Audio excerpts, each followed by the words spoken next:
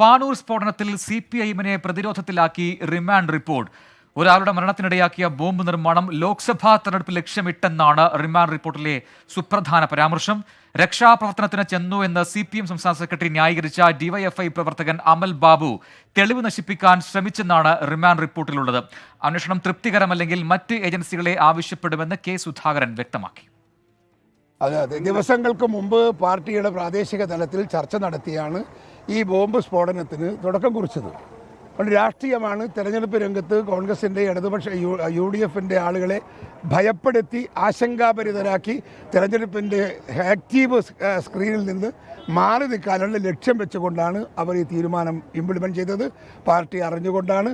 എല്ലാ ആളുകൾക്കും അറിയാം ഇതിൽ റോൾ ആർക്കൊക്കെ എന്നുള്ളതും പാർട്ടിക്കറിയാം.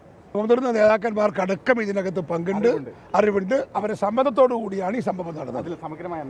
അതെ, സമഗ്രമായ അന്വേഷണം വേണം. ഇല്ലെങ്കിൽ അന്വേഷണത്തിന് വേറെ ഏജൻസിയെ ഞങ്ങൾ സമീപിക്കും. സജോ ദേവസ്യ കണ്ണൂരിൽ നിന്ന് കൂടുതൽ വിവരങ്ങളുമായി ചേരുന്നുണ്ട്. സജോ, ലോക്സഭാ തെരഞ്ഞെടുപ്പ് അടുത്തിരിക്കുകയാണ്. ഇപ്പോൾ ഈ പാനൂരിൽ ബോംബ് നിർമ്മാണത്തിനിടെ ഉണ്ടായ സ്ഫോടനം, അതിലെ റിമാൻഡ് റിപ്പോർട്ടിലെ സുപ്രധാന പരാമർശം പുറത്തുവരുന്നത് ലോക്സഭാ തെരഞ്ഞെടുപ്പ് ലക്ഷ്യമിട്ട് തന്നെയാണ് ബോംബ് നിർമ്മാണം ഉണ്ടായതെന്ന് പറയുന്നു. ഒപ്പം തന്നെ തെളിവ് നശിപ്പിക്കാൻ ശ്രമം നടന്നു. അതും നേരത്തെ CPM സംസ്ഥാന സെക്രട്ടറി ന്യായീകരിച്ച DYFI നേതാവാണ് ആ തെളിവ് നശിപ്പിക്കാൻ ശ്രമിച്ചത് എന്നുകൂടി പറയുന്നെങ്കിൽ അത് വലിയ ഗൗരവമുള്ള കാര്യമായി മാറുന്നു. ഈ കേസിൽ ഇപ്പോൾ രാഷ്ട്രീയമായി ഏറ്റെടുത്തിരിക്കുന്നു കോൺഗ്രസ്. അവിടെ എന്താണ് നമുക്ക് ലഭിക്കുന്ന വിവരങ്ങൾ? രാഷ്ട്രീയ ലക്ഷ്യത്തോടെ എതിരാളികൾക്ക് എതിരെ പ്രയോഗിക്കാനാണ് പ്രതികൾ ബോംബുണ്ടാക്കിയത് എന്നതാണ് റിമാൻഡ് റിപ്പോർട്ടിലെ പരാമർശം. പ്രതികൾക്ക് ജാമ്യം അനുവദിച്ചാൽ അത് രാഷ്ട്രീയ സംഘർഷത്തിന് വഴിവെക്കുമെന്നും റിമാൻഡ് റിപ്പോർട്ടിലുണ്ട്. ഈ പരാമർശം എന്നത് CPIഎമ്മിനെ സ്വാഭാവികമായും പ്രതിരോധത്തിലാക്കും എന്ന കാര്യത്തിൽ തർക്കമില്ല. പ്രതികൾ ഏതെങ്കിലും നിലയ്ക്ക് രാഷ്ട്രീയ ലക്ഷ്യത്തോടു കൂടി പ്രവർത്തിച്ചതാകാൻ വഴിയില്ല. പ്രതികളുമായി എന്തെങ്കിലും തരത്തിൽ പ്രത്യേക ബന്ധമില്ല എന്ന് മാത്രമല്ല പ്രാദേശികമായ തർക്കത്തിന്റെ തുടർച്ചയാകാം എന്നതായിരുന്നു CPIഎമ്മിന്റെ ഒരു നിലപാട്. പക്ഷെ അതിൽ നിന്ന് വ്യത്യസ്തമായി തിരഞ്ഞെടുപ്പ് കാലമാണ്. പ്രതികളെ പുറത്ത് പ്രതികൾക്ക് ജാമ്യം ലഭിക്കുന്ന സാഹചര്യം ഉണ്ടായാൽ അത് രാഷ്ട്രീയ സംഘർഷത്തിന് വഴിമാറും എന്ന് മാത്രമല്ല ബോംബ് നിർമ്മാണത്തിന് പിന്നിലും രാഷ്ട്രീയ തർക്കങ്ങളുടെ തുടർച്ചയാണ് എന്നുകൂടി പരാമർശിക്കുമ്പോൾ സ്വാഭാവികമായും അതിന്റെ രാഷ്ട്രീയ മാനം കുറെ കൂടി വരികയാണ്.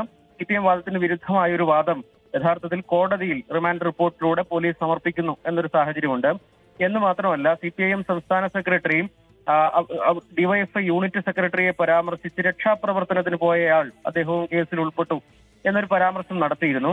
അത് DYFI യൂണിറ്റ് സെക്രട്ടറി അമൽ ബാബുവിനെ കുറിച്ചാണ്. പക്ഷേ അമൽ ബാബുവിനെ കുറിച്ച് റിമാൻഡ് റിപ്പോർട്ടിൽ പറയുന്നത് അവിടെ ബോംബ് നിർമ്മാണം നടന്നിരുന്നു. അതിൽ 7ഓളം ബോംബുകൾ മറ്റൊരു സ്ഥലത്തേക്ക് മാറ്റി ഒളിപ്പിച്ചത് അമൽ ബാബുവാണ്. എന്ന് മാത്രമല്ല സ്ഫോടനം നടന്ന സ്ഥലത്തെ തെളിവുകൾ നശിപ്പിക്കുന്നതിന് നേതൃത്വം നൽകിയതും അമൽ ബാബു ആണ് എന്ന പരാമർശം ഈ റിമാൻഡ് റിപ്പോർട്ടിന്റെ ഭാഗമായി ഉണ്ട്. അതായത് CPIഎമ്മിന്റെ ആ കാര്യത്തിലുള്ള നിലപാടും പോലീസ് തള്ളുന്നു, അല്ലെങ്കിൽ അന്വേഷണ സംഘം തള്ളുന്നു. അതിന് ഘടകവിരുദ്ധമായ കാര്യമാണ് റിമാൻഡ് റിപ്പോർട്ടിൽ ഉൾപ്പെടുത്തിയിരിക്കുന്നതെന്ന് ശ്രദ്ധേയമാണ്. 12 പ്രതികളാണ് ആകെയുള്ളത്. 12 പേരും CPIഎം അനുഭാവികളോ DYFI പ്രവർത്തകരോ ഭാരവാഹികളോ ഒക്കെയാണ് എന്നതും ശ്രദ്ധേയമായ ഒരു കാര്യമാണ്. ഈ കേസിൽ മറ്റൊരു പ്രധാനപ്പെട്ട കാര്യങ്ങൾ സ്ഫോടക വസ്തുക്കൾ എവിടെ നിന്ന് ശേഖരിച്ചു, എങ്ങനെ എത്തിച്ചു എന്നതും കൂടുതൽ പേരുടെ സഹായം ലഭ്യമായിട്ടുണ്ട് എന്നൊരു വിലയിരുത്തൽ ഇപ്പോൾ തന്നെയുണ്ട്. ആ കാര്യവും പരിശോധിക്കുന്നു എന്നുകൂടി ഈ റിമാൻഡ് റിപ്പോർട്ടിൽ അന്വേഷണ സംഘം പറയുന്നുണ്ട്. സജോ ദേവസ്യാണ് കണ്ണൂരിൽ നിന്നും വിശദാംശങ്ങൾ നൽകിയത്.